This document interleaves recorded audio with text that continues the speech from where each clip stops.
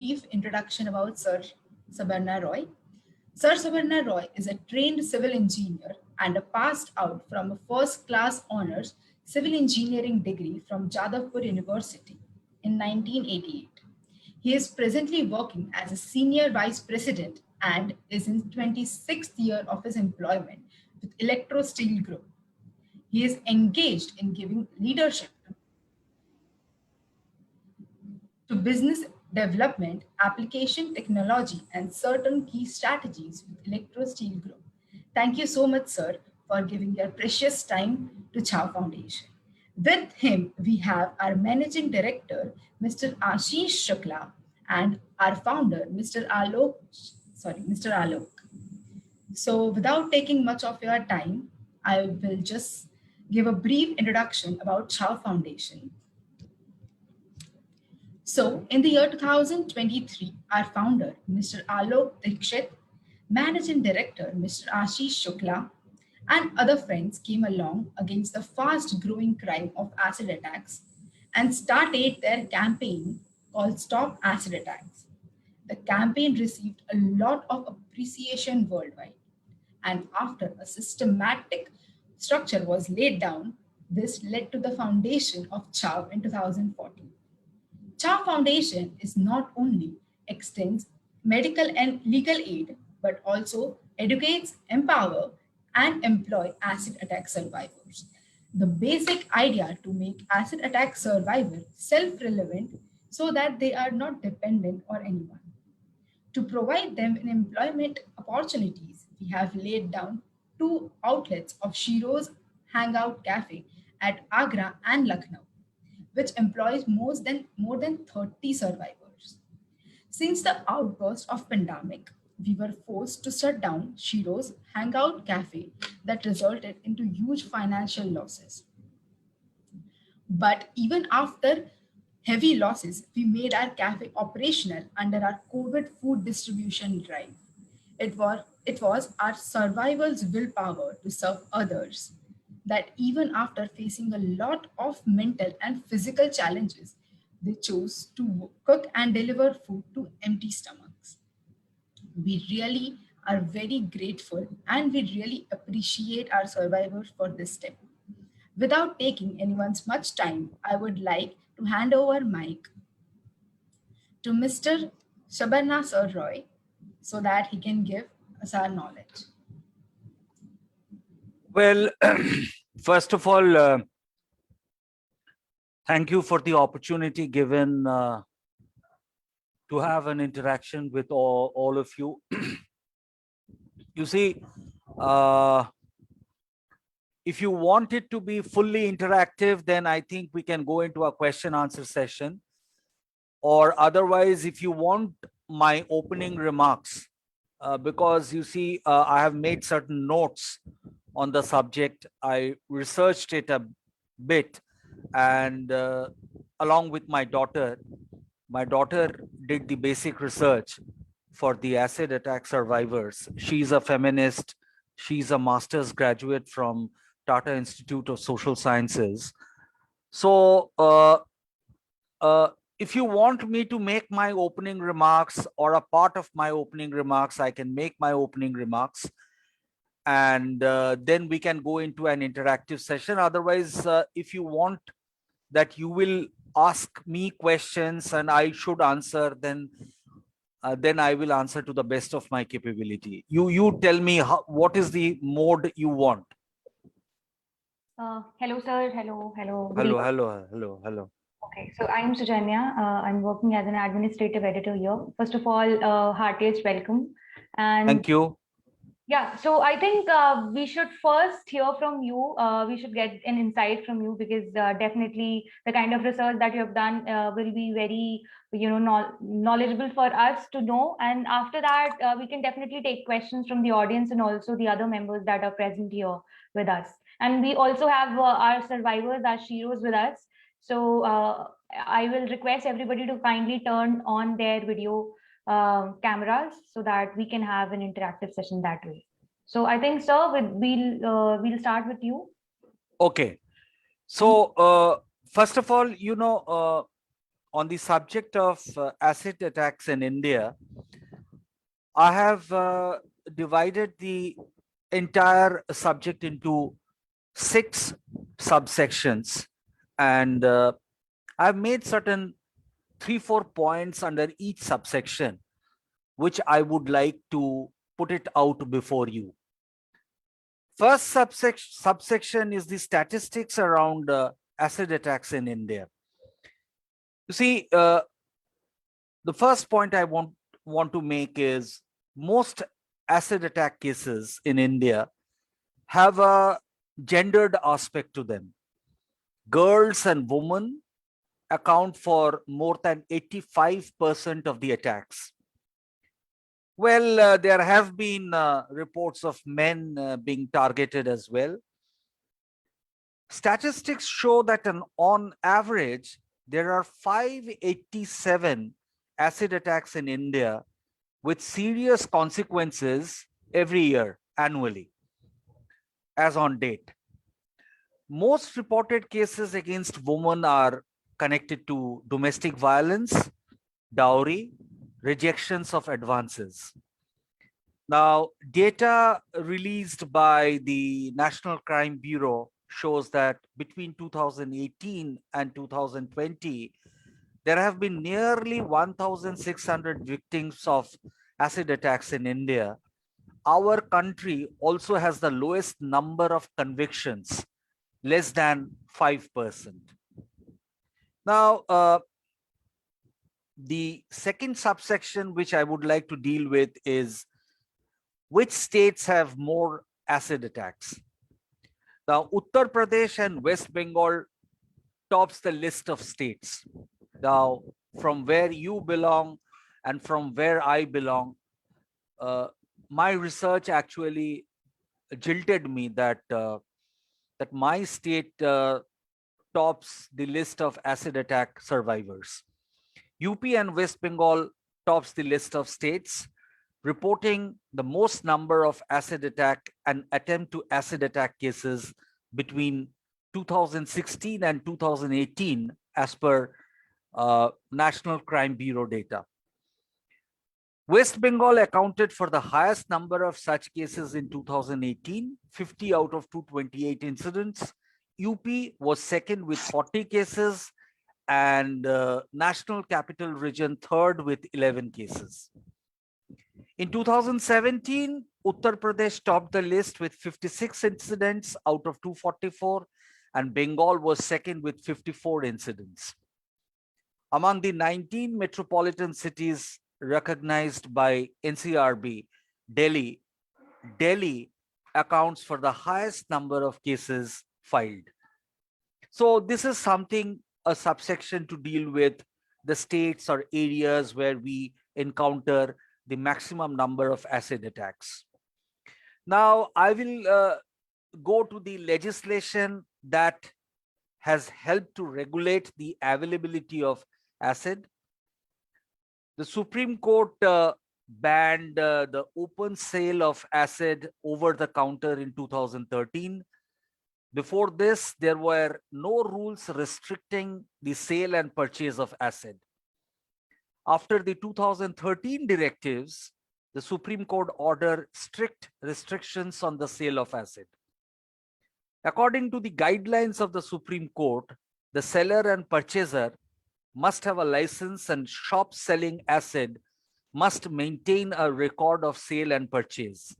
The Supreme Court order also made it mandatory for the shopkeepers to record the reasons for purchase. Now, the storage and sale of acids are governed by Hazardous Chemical Rules 1989 and Poisons Act 1919, Model Poisons Possessions and Sales Rules 2013. Punishment is minimal, just 1 month to 6 months. The checking of shops and the maintenance of stocks and sales registers are gray areas. Now, the sad part is, despite laws and rules passed and guidelines specified by the Supreme Court, acid continues to be freely available across the shelf as a common bathroom cleaning product. There are no rules being implemented to document the identity of buyers of acid. Now, this is a very sad fact in spite of the legislations. And most importantly, the product is available at very minimal prices of rupees 25 to 30 a bottle. Also, the chances of the police stopping and confiscating acid are very low. So in spite of the legislations, you know, the teeth of implementation of the legislation is very, very poor. Now, we will have to understand a bit about the laws or the legislations that cater to the offense and the punishment. Till 2013, there was no provision in the Indian Penal Code to charge those accused of acid attacks. After the Supreme Court directives to regulate the sale of harmful substances like acid, the government declared acid attacks a cognizable offense under Section 326A of the Indian Penal Code. Section 326A in the Indian Penal Code states that the minimum punishment is 10 years imprisonment and can extend up to life imprisonment with a fine. Section 357A of the Criminal Procedure Code gives elaborate guidelines for victim compensation, but the ground reality is that it takes years for justice to be delivered and for the survivors to be compensated. The Supreme Court in 2013, in the case of Lakshmi versus Union of India, gave elaborate directions, pointing out that compensation is not uniform across the country and that the minimum compensation must be rupees 3 lakhs to cover the growing cost of rehabilitation and aftercare. Statistics around compensation are grim. It is reported that 63% of survivors have not received compensation till date. Out of 1,273 cases, 799 have not been compensated. Now, let's look at the process of justice. This is the 5th subsection, the second last subsection, the process of justice. Now, these cases are supposed to be tried in fast-track courts, but the path to justice continues to be a long and exhausting one. Survivors are also faced with a lot of stigma and victim blaming, often leaving the survivors with no choice but to relinquish the trial midway. In 2018, the National Crime Bureau crime data showed that acid attack cases constantly get transferred or sit in police files for years. 523 cases were slated for trial in courts in 2018, 442 in 2017, and 407 in 2016. This shows how slow the justice system is. Now, we will try to look at the last subsection, the rehabilitation and empowerment of survivors, in which the area where you are working. There is a striking lack of burn hospitals and specialists of acid attacks in our country. In many hospitals where there are burn wards, the doctors are ill-equipped in terms of treating survivors. Survivors continue to struggle with issues like victim blaming and stigma, along with lack of treatment or treatment being expensive, lack of rehabilitation, lack of trauma, and legal counseling. In 2015, the Modi government announced the establishment of the Central Victim Compensation Fund by the Home Ministry with an initial corpus of rupees 200 crores. This was to provide compensation to survivors of sexual assault, acid attacks, crimes, and children, and human trafficking. Under this scheme, survivors of acid attacks are entitled to a compensation of rupees 3 lakhs. However, allocations to various states through the CVCF do not seem to be proportional to either population or number of cases. So, I mean, this is a very arbitrary way of distributing this corpus of rupees 200 crores. The allocation also does not appear to be sufficient to provide compensation to all survivors, given the number of crimes against women every year. And there is an acute lack of awareness about this scheme, which has led to very few survivors applying for compensation. So these have been my opening thoughts, and whatever I could research in the last 2 to 3 days, along with my daughter, I have presented in the format of some kind of a speech or some kind of a thought process. Now I think I can take the questions and answer one by one to the best of my capability. Well, I have not touched upon the subject of women empowerment because I think women empowerment as a subject is very much holistic, comprehensive, and universal compared to the specific subject of acid attack survivors. So after we have finished with the subject of acid attack survivors, I think we can discuss about what should I say, woman empowerment in general. That was really insightful, sir. Thank you so much for sharing your knowledge. Thank Before you. further moving to the questions, I would like to introduce that today we have with us Ajit Singh, Head of Education and Training. Welcome, sir. Okay. Hello. Thank you. Thank you, sir. So, Hello. Yeah. Hello. so if anyone has any question from the audience, please unmute yourself and ask.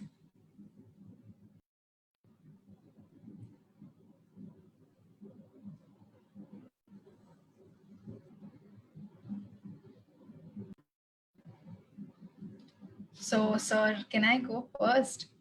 Yeah, please. Yeah. Yeah. So, sir, as such a renowned writer, what do you want to say about like women empowerment?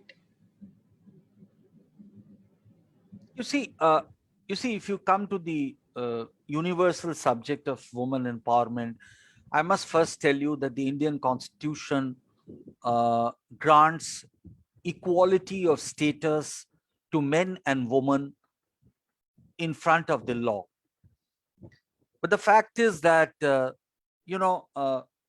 I must tell you that,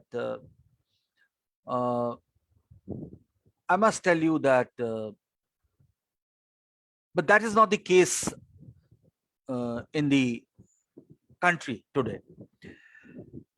This is because of the fact that, you see, there are a lot of divides in our country. On one side, there is concentration of wealth in the hands of a few. There is extreme poverty, because of which the benefits of education, medicine, learning, and so many other things like science and social sciences, natural sciences and social sciences ultimately do not benefit the poor. Secondly is the caste division in our country. You see, 80% of this country is Hindu, and this Manusmriti, this regressive Manusmriti and the caste system has, I would say, cast horrors to the story of India. Third is, even, I mean, I do not say that, you see the way of selection of our government, okay, You elect a government democratically, there is no doubt about it. But the citizens, the connection of the citizens with the government is only once in 5 years. That is casting a vote. The citizens do not engage with the government. If there is any legislation in the government, or there have been implementation troubles in the government, by the government authorities, I mean, not by the government authorities. Like if a lady faces problems in registering an FIR in a police station, then she cannot take it up with the higher authorities just because she is a woman. And if she is a very powerful or a wealthy woman, she definitely can reach. But if she is marred by caste and class, she would have tremendous trouble in registering an FIR against powerful people. So what I'm trying to say is that as citizens, we do not engage with the government much. I would rather say we do not engage with the government at all. Even the government does not discuss with us regarding legislations, regarding referendums on a legislation, a piece of legislation. You see, the farmers' legislation was passed without discussing with any farmers' union body in the country. Now, if that can happen in this country, anything can happen in this country. So what I'm trying to say is neither the government engages itself with the citizenry, neither the citizenry engages itself with the government. There have been caste and class divisions. And of course, everything in our country is driven towards upper caste, wealthy people. I must tell you this. This is what I believe. I may be wrong, but this is my very firm belief, that most of the education, if you see, if you see all the government servants make a statistics of the government servants, in the top, all the upper caste wealthy people are there. Among IAS, IPS officers, engineers, doctors, everywhere, lawyers, advocates, judges. You can't find lower caste people from the poor families reaching the top. It is so difficult for them. So if that is the case, how do you and see the dropout of women, dropout of girls and boys? If a boy drops out from school in standard 7, a girl drops out from school in standard 5 or standard 4, she is forced to do menial work at home and then married off.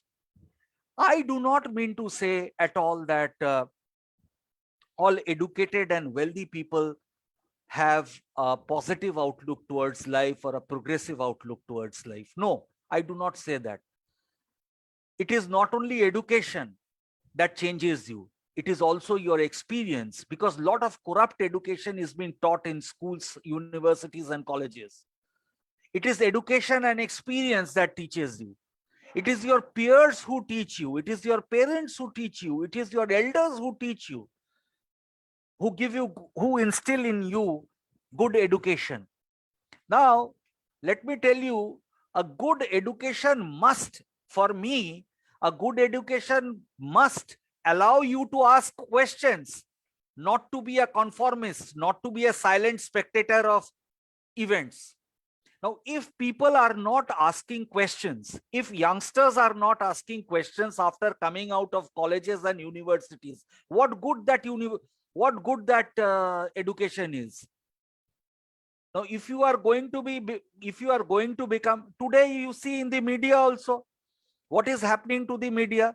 They are all yes men of the current political dispensation in the country, who is running the central government.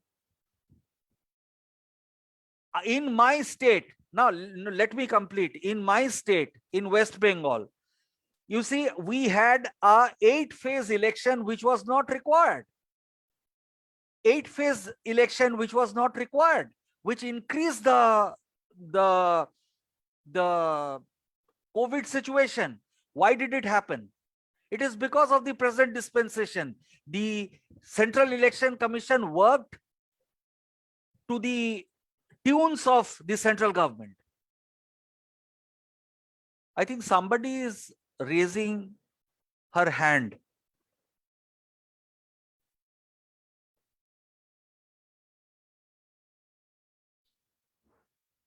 Uh, just a second, sir. I think most of our survivors are here and they have this language problem. If we can also conduct this in Hindi, that will be better for them because they are much more comfortable in language Hindi. So, sir, if we can continue in Hindi, that will be great. देखिए, my Hindi is not so good, but I will try to speak in Hindi.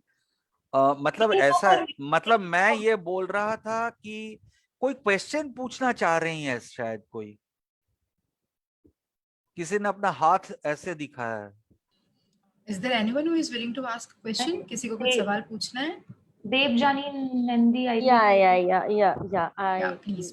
I was hearing Shabana Roy. मैं सुन रही थी. मेरी हिंदी भी बहुत ही गलत होगी, फिर भी मैं कोशिश करूंगी. I'm a Bengali, basically from Calcutta. So I was hearing Shabana Roy, but what I want to ask, all of what you are saying, sir, is fine. Really, really good, informative things. But I just want to go back to the main topic, women empowerment. What should be the first step that you think? Is it a single step or a multiple one? क्या है मतलब women empowerment के बारे में हम लोग अगर बात करते हैं तो पहला step क्या होना चाहिए इंडिया में, at least in our country? What do you think, sir? देखिए, वुमेन एम्पावर, देखिए एम्पावरमेंट जो शब्द है वो स्कोप में बहुत बड़ा है. एक उसका बाहरी ढांचा है और एक उसका अंदरी ढांचा है. आप एम्पावर्ड हो सकते हैं, लेकिन आप अपने आप को एम्पावर्ड फील करते हैं क्या? ये बहुत बड़ा एक मुद्दा है, क्वेश्चन है. तो इन्होंने एक क्वेश्चन पूछा कि हमारे देश के संदर्भ में, मेरा हिंदी ठीक है? Sir, you are Yes, sir. great job. अच्छा, ठीक है. तो मैं ये कहना चाह रहा हूं कि अब एम्पावरमेंट के संदर्भ में और हमारे देश के संदर्भ में पहला चीज तो ये है कि आप जितना पढ़ सकते हैं पढ़ें, नंबर 1, और उसको काम पे लगाएं, किसी तरह के काम पे लगाएं, मतलब कि जिससे आपका अर्निंग हो. देखिए, शहर में लोग जो अपर कास्ट हैं, जो वेल्दी हैं, वो बेटे बेटियों को बहुत दूर तक पढ़ा सकते हैं, मास्टर्स डिग्री तक पढ़ा सकते हैं, डॉक्टरेट तक पढ़ा सकते हैं, क्योंकि उनके पास वो एक्सपोजर भी है. मतलब एक्सपोजर का हिंदी क्या होगा, मतलब उनके पास वो, मतलब क्या मैं कह सकता हूं कि मतलब एक व्यू भी है, और दूसरा है कि उनके पास मटेरियल्स, सामर्थ्य भी है जिसके साथ वो अपने बेटे बेटियों को सपोर्ट कर सकते हैं, मतलब 26, 27, 28 वर्ष तक. लेकिन सब लोग ऐसा नहीं कर सकते हैं. कुछ लोग ग्रेजुएट लेवल तक पढ़ा सकते हैं, कुछ लोग क्लास 12 तक पढ़ा सकते हैं, क्लास 10 तक पढ़ा सकते हैं.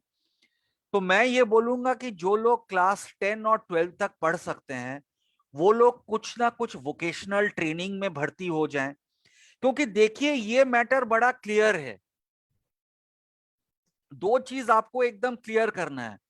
एक तो मेरे को पैसा अपने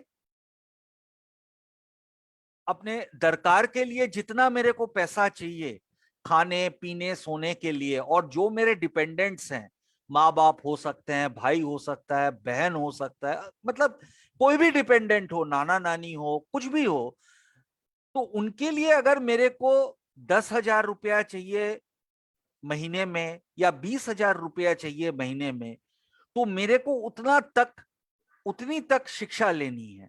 और आज के तारीख में आप जानते हैं कि कंप्यूटर ट्रेनिंग में, कंप्यूटर ट्रेनिंग के साथ, आईटी ट्रेनिंग के साथ आप काफी चीजें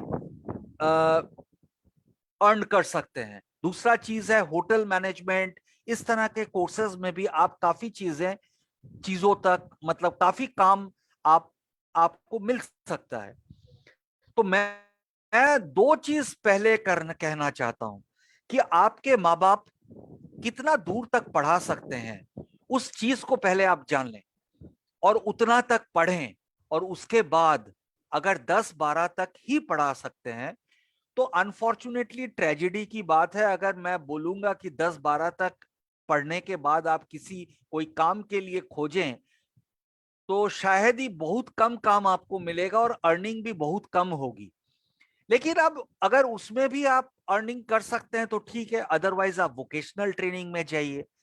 मतलब आपको सेल्फ सफिशिएंट बनना है, फाइनेंशियली इंडिपेंडेंट बनना है।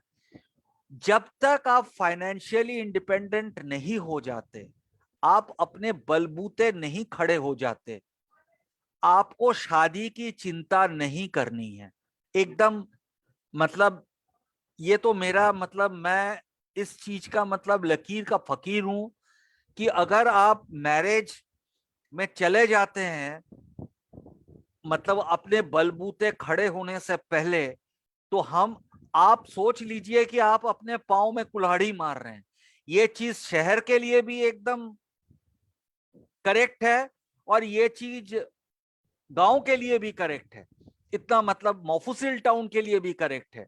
क्योंकि जब तक आप अपने, देखिए आप जब आप एक शादी जैसे रिश्ते में जुड़ते हैं तब आपको जब तक ये क्लैरिटी नहीं होगा कि अब मैं भी, अगर मेरे को कोई प्रॉब्लमेटिक सिचुएशन में मैं पड़ जाती हूं तो मैं निकल सकती हूं, मेरे पास इतना सक्षम है, तो तभी आपको इक्वालिटी मिलेगा मैरिज में, अदरवाइज नहीं मिलेगा। भाई आज कितने मतलब लेडीज हैं जो घर में डाउरी के लिए, डोमेस्टिक वायलेंस के लिए, बहुत तरह मतलब अपने हस्बैंड्स अल्कोहलिज्म के लिए, हस्बैंड्स दूसरे लड़कियों को अपने घर में ले आने के लिए अपना मुंह बंद करके इसको सह रहे हैं। Why? It is because they are not getting any support from their parents. उनके पेरेंट्स भी बोलते हैं यार इसको जरा कितना भी करके इसको सह लो सह लो सह लो, मेकअप करने की कोशिश करो। ये भी एक कल्चर है हमारे कंट्री में, आप उसको भी नकार सकते हैं। अगर आप खुद इंडिपेंडेंट हैं, आप में एक 4,000 रुपए रेंट का एक रूम का bedroom with kitchen and bathroom लेने का सक्षम है आप, और अपना खाना बना के अगर आप कोई काम कर सकते हैं तो डेफिनेटली आप में मतलब वो फीलिंग होगा कि मैं ये I will not listen to all this nonsense, मतलब मैं इस तरह के नॉनसेंस सिचुएशन में नहीं सह सकूंगी। तो मेरा ये मानना है कि एडुकेशन, और दूसरा चीज है कि एडुकेशन होने से ही आदमी प्रोग्रेसिव नहीं बनता है। जो मैं कह रहा था, अच्छा लिटरेचर पढ़ना, अच्छे गाने सुनना, अच्छी फिल्में देखना, अच्छा थिएटर देखना, अपने आप को एक्सपोज करना कल्चरली अच्छी चीजों से, अच्छे वैल्यूज के साथ, तभी जाके आप एक सक्षम बनेंगे। भाई आज आप जो इतना बड़ा काम कर रहे हैं, जो भी आपके नेतृत्व में है या जो भी आपकी टीम है, आप क्यों कर पा रहे हैं? क्योंकि आपके भीतर में एक फीलिंग है कि आपको इस तरह का काम करना चाहिए। ये तो कोई ना कोई वैल्यू से आ रहा है ना, अंदर से। अदरवाइज आपको तो हमारे कोई ऐसा तो है नहीं कि स्कूल यूनिवर्सिटी में सिखाते हैं कि एसिड अटैक सर्वाइवर्स के लिए काम करो। किस स्कूल में सिखाते हैं बताइए? किस यूनिवर्सिटी में सिखाते हैं बताइए? किस कॉलेज में सिखाते हैं बताइए? किसी कॉलेज यूनिवर्सिटी में नहीं सिखाते। आपने अपने एडुकेशन को तजुर्बे के साथ जोड़ के आपने वैल्यू एडुकेशन बनाया, वो सबसे बड़ी चीज है। तो मैं ये कहता हूं education, experience and job opportunity, ये तीनों चीज सबसे बड़ी अहमदार मतलब अहम चीजें हैं जिसको आपको स्टेप्स को लेना होगा to reply to miss Devjani's answers? Thank you so much, sir. And coming back to the particular question that Nandi's was asking, and you gave a definitely insightful answer to it. Ashish sir हमारे साथ जुड़े हुए हैं जो 2013 से इस पूरे campaign के साथ जुड़े हुए हैं, और जिस तरह से आपने बताया कि किस तरह एजुकेशन, किस तरह एम्पावरमेंट, और एम्पावरमेंट का असली जो मीनिंग है वो एजुकेशन और एम्प्लॉयमेंट एंड वैल्यू लर्निंग से आता है. So to just give how Cha Foundation is working for all these things and how we are focusing on overall development of survivors, I would request Ashish sir to give a little bit of insight on this particular thing, that how we are actually, giving an empowerment to all the asset attack survivors and everybody, those who are working with us.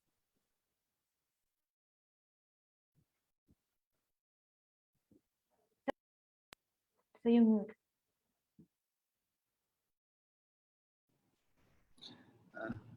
पहले तो sir आपका बहुत बहुत शुक्रिया, आपने समय निकाला और इस पे चर्चा करने के लिए आप हमारे साथ हैं. तो वही आप जो पूरी बातें कह रहे थे, आपने जिस तरह से डेटा और आपने राज्यों का नाम लिया, किन राज्यों में इस तरह की घटनाएं ज़्यादा हैं, तो वही कि आपका बैकग्राउंड क्या है, आपका सोशल स्ट्रक्चर क्या है, आप किस प्रिविलेज बैकग्राउंड से आते हैं, बहुत सारी चीज़ें निर्भर करती हैं अगर हर पहलू पर अगर हम ध्यान दें. मगर कहीं ना कहीं एसिड अटैक्स जो दिखता है, जो मैंने अनुभव किया है, ये कहीं ना कहीं पैट्रियार्कल थॉट को पूरी तरह से आगे ले जाने का काम करता है. मैं आपको कुछ केसेस के चीज़ें बता सकता हूँ जहाँ पर मैंने देखा है बहुत पढ़े लिखे लोग, बहुत एजुकेटेड लोग, जिन्होंने एक एग्जांपल मैं दिल्ली का आपको देना चाहूँगा. एक डॉक्टर थी, उनके कलीग डॉक्टर ने उनके ऊपर एसिड अटैक कर दिया. कारण क्या था कि उन्होंने शादी का प्रपोजल दिया और उन्होंने मना कर दिया. दोस्ती थी, मगर होता क्या है ना कि एक थॉट होता है, मतलब हम जिस परिवेश में पल बढ़ रहे हैं वो कहीं ना कहीं पुरुषों को कहीं आगे लीड करने के लिए माहौल पूरी तरह से बना हुआ है.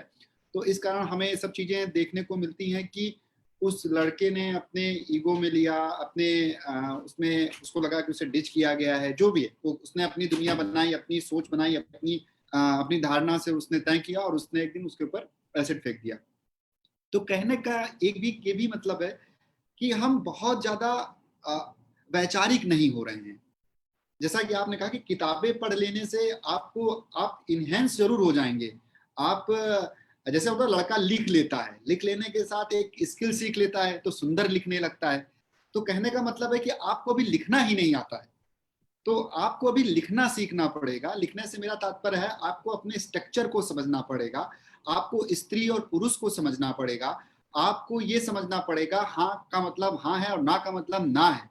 तो बहुत सारी चीजें हैं जिनको बहुत आपको बेसिक तरीके से समझना होगा. शायद हमें लगता है कि जो एक गैप है डायलॉग का वो ज्यादा हुआ है, मगर मैं अपनी जनरेशन की बात करूं, जिस जनरेशन से मैं आता हूं या मैं जिस परिवेश से आता हूं, वहां पर पिता से मेरा इतना संवाद नहीं था. उनको स्त्रियों को लेकर क्या सोच थी, क्या अप्रोच थी, मैं नहीं जानता हूं. मैंने अपने घर में एक महिला माँ को देखा है.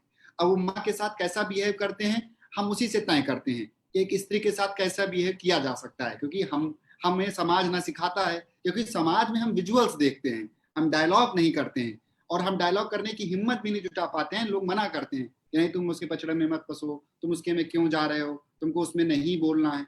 अगर आपने अपने तरफ से इनिशिएटिव भी लेता है तो उसको रोका जाता है कि तुम उस काम में मत जाओ, उस चीज को मत समझो. और एक समय में आके हम उसी जगह खुद खड़े होते हैं जहां हमें कोई सुनने वाला नहीं होता है, ना ही हमें कोई बताने वाला होता है. हम नितांत अकेले होते हैं और इस चक्कर में हम बहुत कुछ ऐसा कर जाते हैं, अपनी जिंदगी बर्बाद कर लेते हैं, दूसरों की जिंदगी बर्बाद कर देते हैं. मतलब वो हम क्योंकि ना हमें कोई सुनने वाला है, ना कोई हमें समझने वाला है. अगर लड़कियों के कॉन्टेक्स्ट में बात करूं तो उनके लिए बहुत चैलेंजिंग है. मैं तो एक पुरुष हूं तो पुरुष के एक्सपीरियंस में बता सकता हूँ, मगर स्त्री के एक्सपीरियंस के बारे में जाएंगे तो उनकी स्थिति बहुत खराब है, बहुत भयावह है.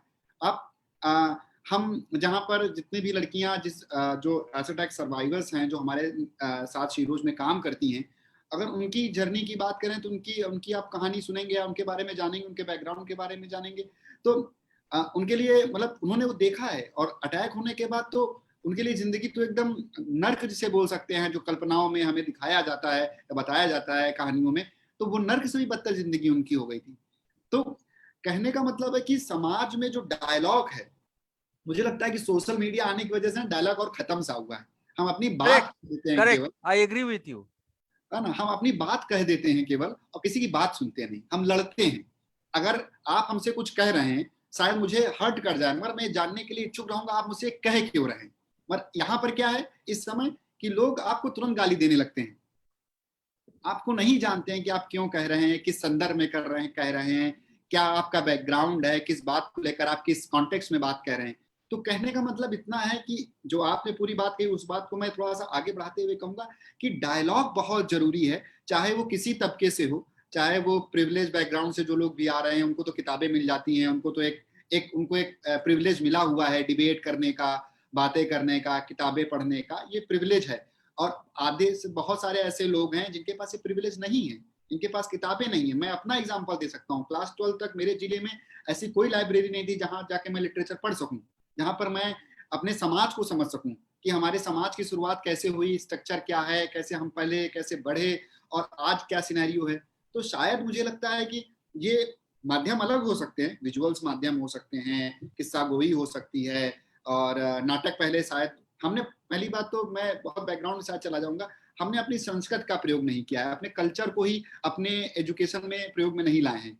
कि हम बहुत सारे हमारे नाटक होते थे, गीत होते थे, और बहुत सारे ऐसे प्रोग्राम होते थे समाज में, सोसाइटी में, कि उससे लोग एक दूसरे को एजुकेट करते थे, और वो कहीं ना कहीं खत्म हुआ है। हम क्या आ गए यूट्यूब पे, इंस्टा पे, अच्छी बात है, आइए, टूल है, माध्यम है, सीखना चाहिए, मगर क्या आपने कोई वैचारिक चर्चा की, क्या आपने उससे कुछ उसकी तह तक पहुंचे, क्या आपका वो डिस्कशन केवल क्षणिक तो नहीं है, केवल मोमेंट्री तो नहीं है कि आपने चर्चा किया, ट्रेंड हुआ, बात की, खत्म हो गया। तो ये इस तरह के इशू पे लंबी चर्चा होनी चाहिए, लगातार चर्चा होनी चाहिए, क्योंकि लंबा प्रोसेस है। अगर हमारे दिमाग में पैट्रियार्कल थॉट्स हैं तो ये लंबी प्रैक्टिस है। और जैसे मैं एग्जांपल देता हूं कि अंग्रेजों ने ऐसे लड़ाई हमने 1857 में शुरू की थी, और 47 में जाके हम अपनी आजादी के करीब पहुंच पाए और आजाद हो पाए।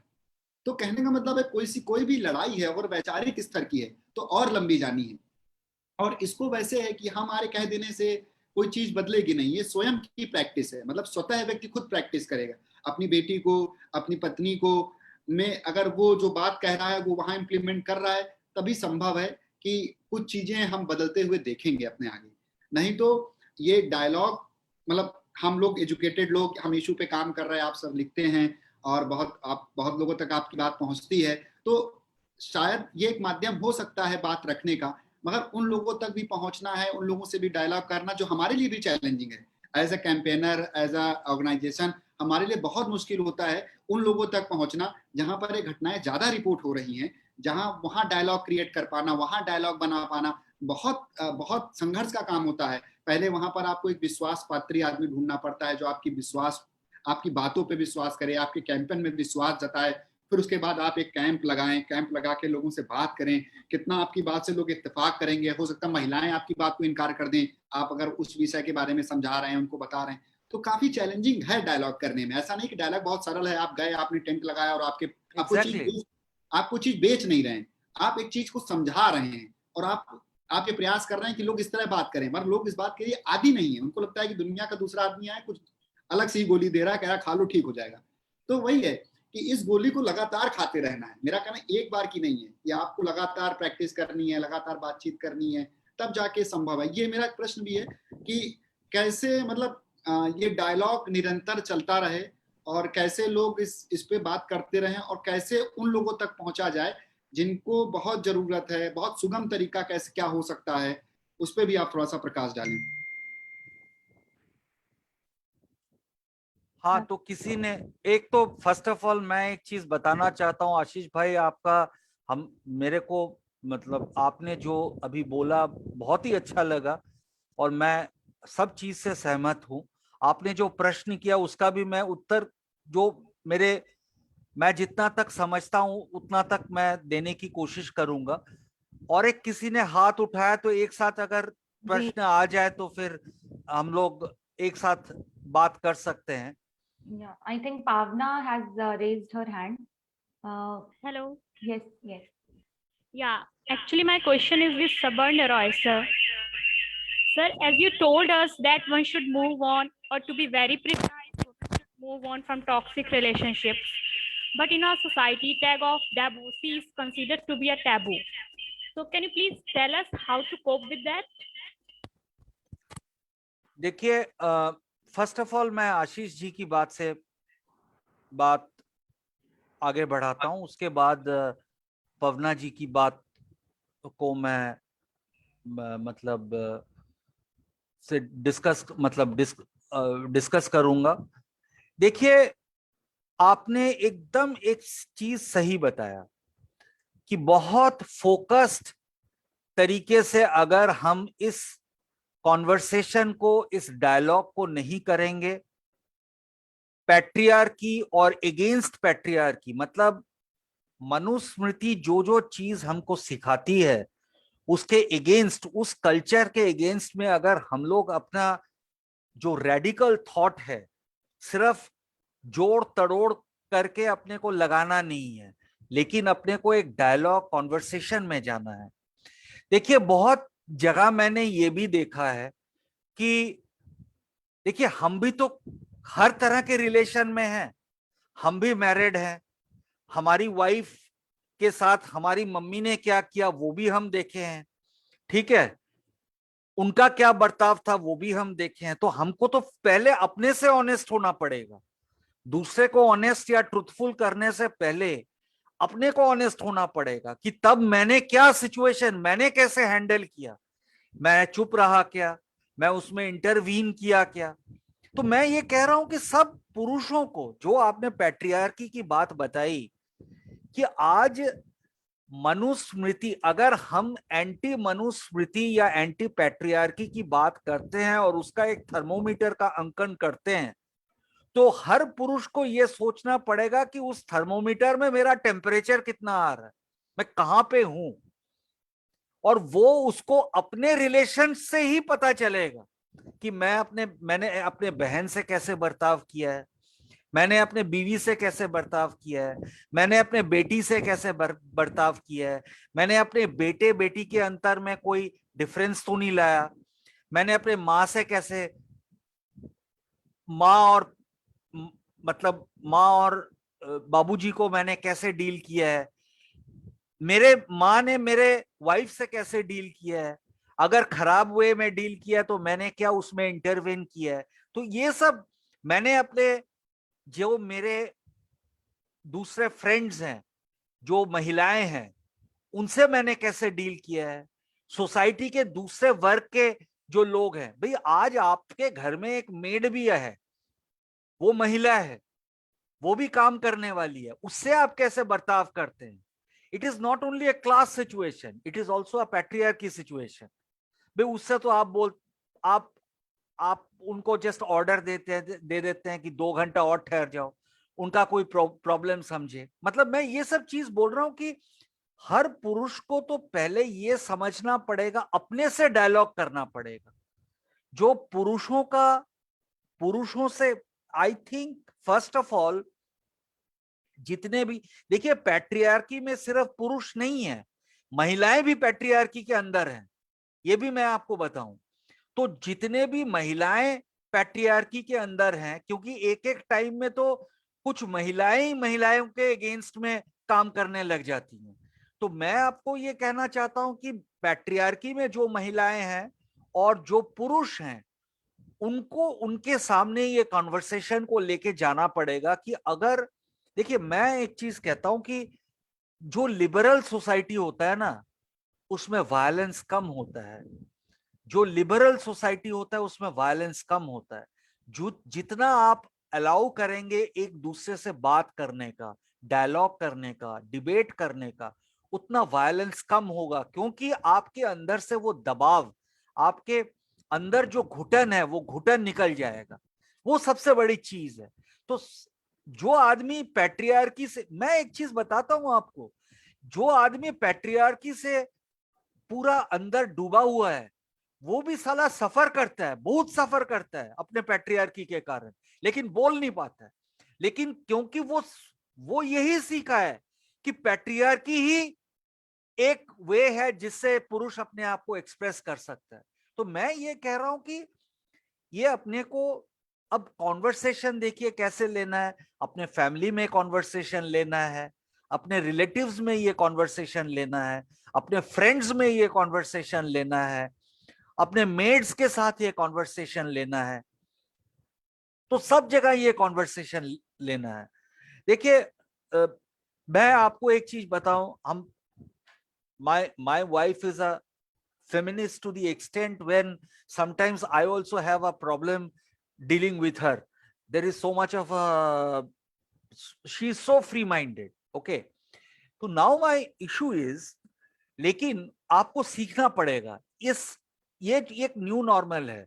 पैट्रियार्की को जब आप छोड़ के एक लिबरेटेड वर्ल्ड में आएंगे जहां पर आप दोनों के विचार, अब कौन ठीक है कौन गलत है हर मुद्दे पे हम आप इस चीज को डिसाइड नहीं कर सकते हैं, लेकिन दोनों बोलने का मतलब एक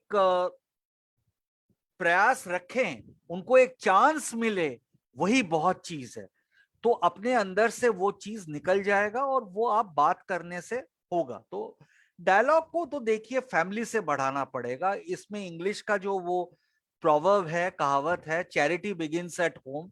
अगर आप घर में ठीक नहीं है तो आप बाहर ठीक नहीं हो सकते। अगर आप घर में खोटापन दिखाएंगे तो आप बाहर भी कहीं ना कहीं खोटापन दिखा देंगे। सिर्फ लेक्चरबाजी से काम होगा नहीं, क्योंकि कहीं ना कहीं आप पकड़े जाएंगे। तो एक तो चीज मैं ये मानता हूं कि घर से आपको शुरू करना पड़ेगा।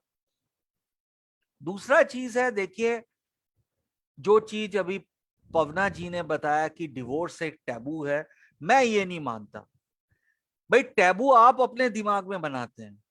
मैं तो बड़ा सेल्फिश आदमी हूं। मैं तो सोचता हूं कि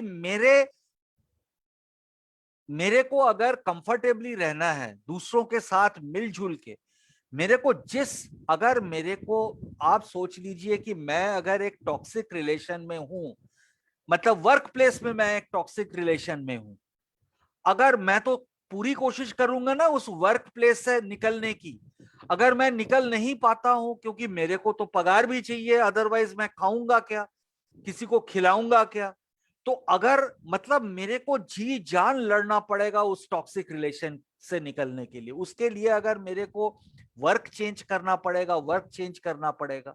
वो मैंने किया है। मैंने अपने लाइफ में, मेरे फर्स्ट जॉब में एक बहुत ही टॉक्सिक रिलेशन में मैं पड़ गया था, जिसके लिए मेरे को जॉब चेंज करना पड़ गया था। ये अलग बात है कि उस समय मेरे को जॉब मिल गया था, क्योंकि आज से 30 साल पहले जॉब्स की इतनी कमी नहीं थी जो आज है। ठीक है, आज मेरे को अगर मैं टॉक्सिक लेकिन मैंने भी वर्क किया 26 साल से मैं एक कंपनी में हूं, तो मैंने भी अपना करियर बनाया। जो मेरे सीनियर्स हैं उनके साथ भी रिलेशन बनाया, कि उनसे डायलॉग किया। जो आशीष भाई ने जो एक बहुत अच्छी मतलब बात कही कि डायलॉग करना, तो आप सब जगह डायलॉग करते हैं, जैसे हम यहाँ डायलॉग कर रहे हैं। आप घर में जाते हैं तो घर में भी आप डायलॉग करते हैं, लेकिन आप डायलॉग के तरीके से समझ जाते हैं कि ये टॉक्सिक हो रहा है कि नॉन टॉक्सिक है, या आपके फेवर में ना हो, लेकिन whether it is balanced and equal. तो वो चीज मैं समझता नहीं हूं कि डिवोर्स टैबू है। मेरे लिए तो नहीं, मैं तो नहीं समझता हूं कि ऐसा टैबू है। और very clearly I don't think in those terms at all, and neither any girl should think in those terms. भाई अगर आप टैबू है तो भाई मैं तो ये कहता हूं, आपको खिलाता पिलाता कौन है? अगर खिलाता पिलाता ही नहीं है, और अगर वो आपको टैबू करके या आपके सोच से आपको निकाल रहा है या रही है, तो आप छोड़िए ना वो सब बातों को। मैं नहीं मानता हूं ये टैबू है। Very well said, sir.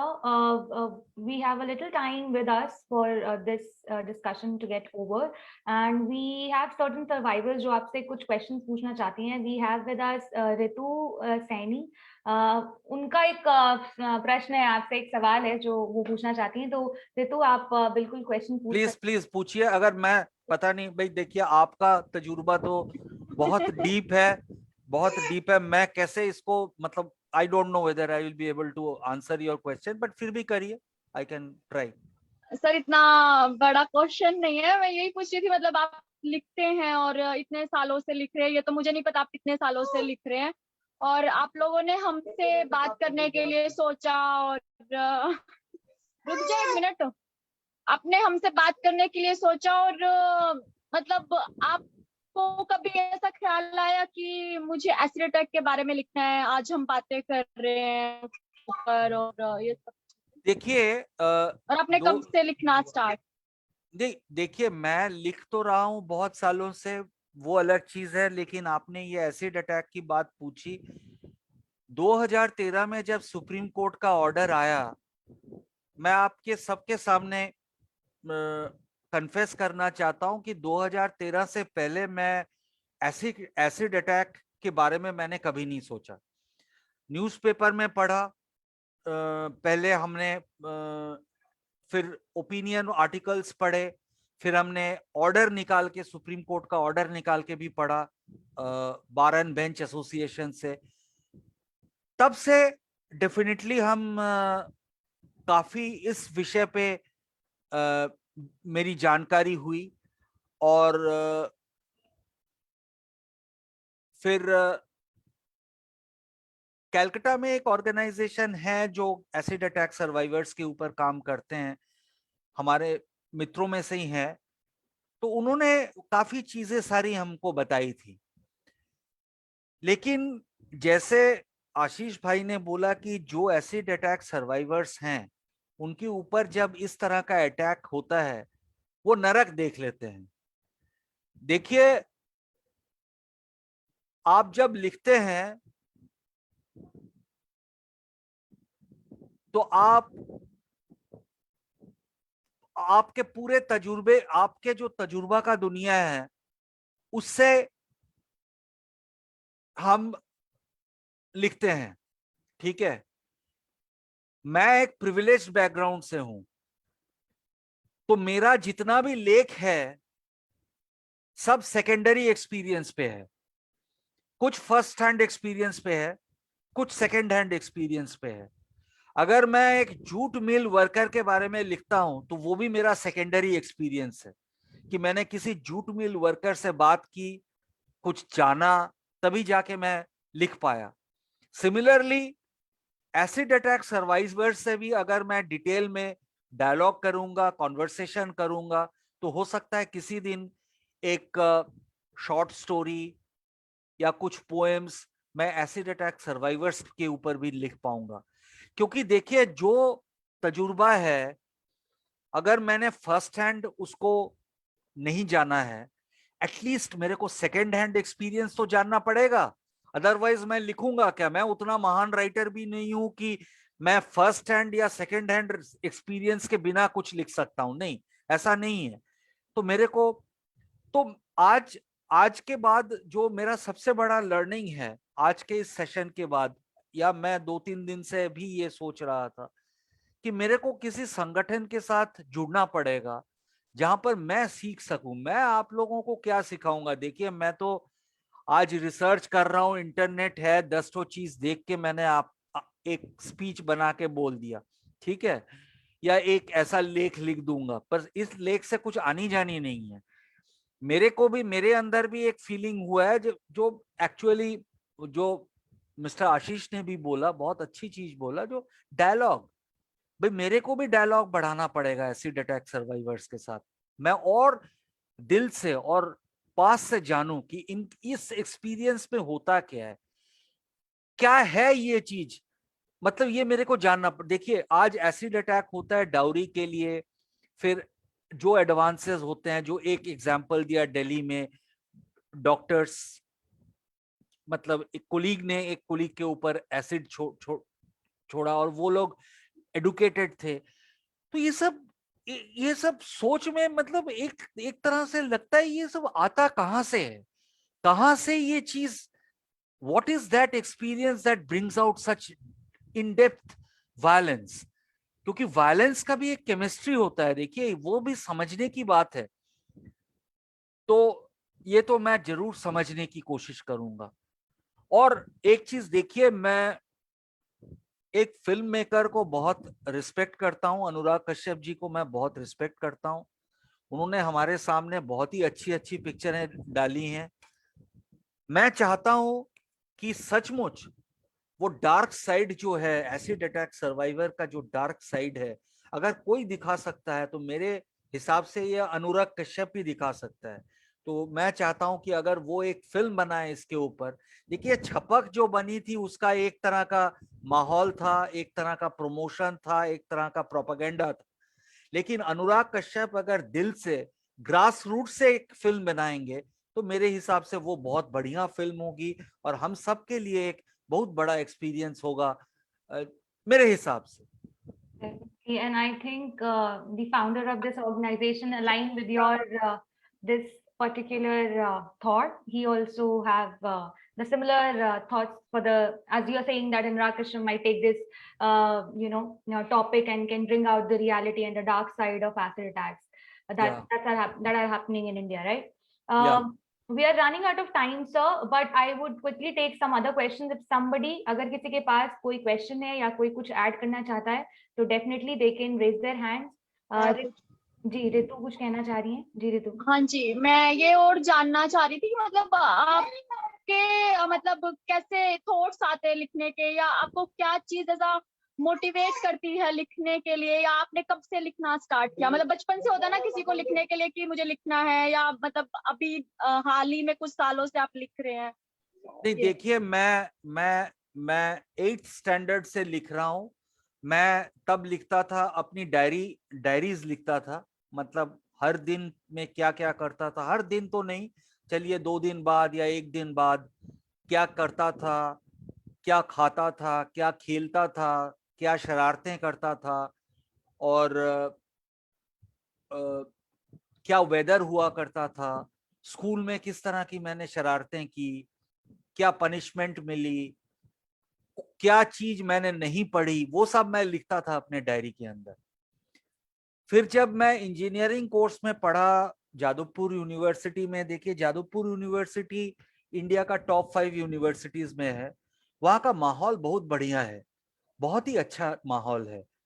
और वहां पर जितने भी टीचर हम लोग, मतलब प्रोफेसर्स हम लोगों को मिले, मतलब हम तो शुक्रगुजार हैं कि इस तरह के टीचर्स हमको जिंदगी में मिले, जिन्होंने हमको इतना बड़प्पन के साथ पूरे दुनिया को देखने का एक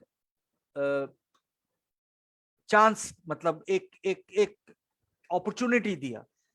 क्योंकि यूनिवर्सिटी एजुकेशन था तो इंजीनियरिंग भी था, उसके साथ साइंस फैकल्टी भी था, आर्ट्स फैकल्टी भी था। तो हम सब जगह जाते थे, सब जगह की क्लासेस करते थे, वो चाहे हमारी करिकुलम की हो चाहे ना हो। हम लिख के अपने टीचर्स को, प्रोफेसर्स को दिखाते थे, तो वो कभी कभी शाबाशी देते थे, कभी वो डांट भी देते थे।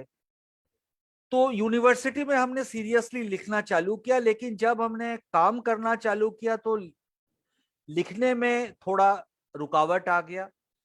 2002 से 2005 साल तक हमने ओरल स्टोरी टेलर, मतलब कह के, मतलब हम कहानियां बना के बोलते थे अपने दोस्तों को, मित्रों को, फैमिली रिलेटिव्स को, अपने कोलीग्स को।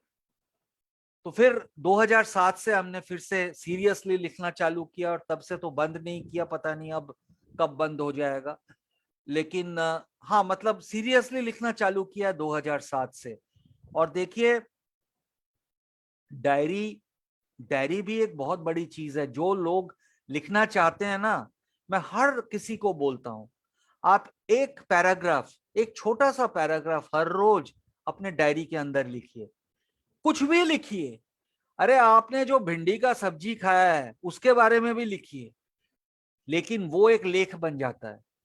वो देखिए, आप 1 साल बाद आपको याद रहेगा क्या आज आपने भिंडी का सब्जी खाया, लेकिन 1 साल बाद अगर अपना डायरी खोल के आप देखेंगे ना, तो उस भिंडी के सब्जी के जरिए आपको बहुत सारी चीजें याद आ जाएंगी उस दिन की। ठीक है, तो मैं एक कह रहा हूं कि भिंडी की सब्जी, चाहे आप वेदर पे लिखिए कि बारिश हुआ, या आपके अपने सोच के बारे में लिखिए, आप अपने बेटे बेटियों के बारे में लिखिए, कुछ भी लिखिए। आप गवर्नमेंट से आप राजी नहीं है किसी चीज से, वो भी लिख डालिए। भाई गवर्नमेंट को नहीं बोल पा रहे हैं, अपने डायरी में तो लिखिए।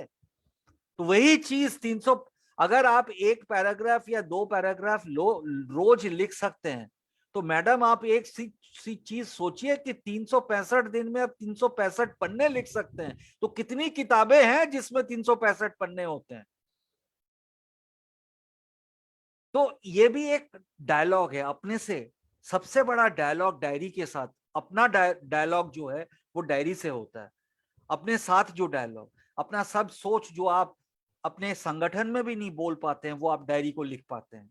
आप अपने बेटे बेटियों को, या किसी भी अपने मित्र को, या अपने हस्बैंड को, या वाइफ, मतलब जो भी, जिसके लिए जो भी रिलेशन सबसे क्लोज है, नहीं लिख पाते। माँ बाप को भी नहीं बोल पाते। हम बहुत सारी चीजें हैं जो, सब चीज तो हम किसी को नहीं बोल पाते, लेकिन अपने आप में वो एक घुटाव, मतलब एक घुटन सा महसूस करते हैं। तो अगर हम डायरी में लिख देंगे तो घुटन निकल जाएगा। यही है। Okay. So, thank Thank you you, sir. for answering and all the questions. And this indeed was an incredible discussion. And as Ashish said that we need to start having more such dialogue, and we should definitely organize such more discussions through social media, because we are in a pandemic. And we can bring more and more people to the panel, and we can discuss about patriarchal society. We can discuss about such heinous crimes like acid attack, rapes, and how we can come as a society to work, in a productive way for women, to the women, and for the women. So thank you so much, and we wish, as you have said, that you would be interested in writing for us, and you to have a secondary experience of acid attack survivors. So definitely we'll be in touch after this, and I would request Siddhi to kindly take it forward and give a brief thanksgiving to everybody who has attended this discussion. So going towards Thanksgiving, I really want to thank Sabarna Roy sir to be here tonight. We really had a great time. It is my privilege. Let me tell you frankly, it is my privilege. This kind of an interaction I'm having for the first time. Every day I do some live session or the other, but this has been a great learning session. And let me tell you, it was great listening to Mr. Ashish. Wonderfully spoken, great Hindi, much better than me. But great learning, great learning. And I really want to thank everyone else, our heroes, and Mr. Ashish, Ma'am Sunaya. Thank you so much to be here. Thank you. Thank you. And lastly, I want to thank AIY officials. This is the platform for writers, entrepreneurs, and writers and artists, and in short, the platform for talent. This platform not only provides opportunities to talents, but also helps in several NGOs. The CEO, Pulak Tripathi, is himself a renowned social activist. So we would like to thank them for this great initiative and inviting us over here. Thank you so much, sir. Thank you. Thank you so much. Thank you. Thank you, everyone. Thank you. Thank you. Stay safe.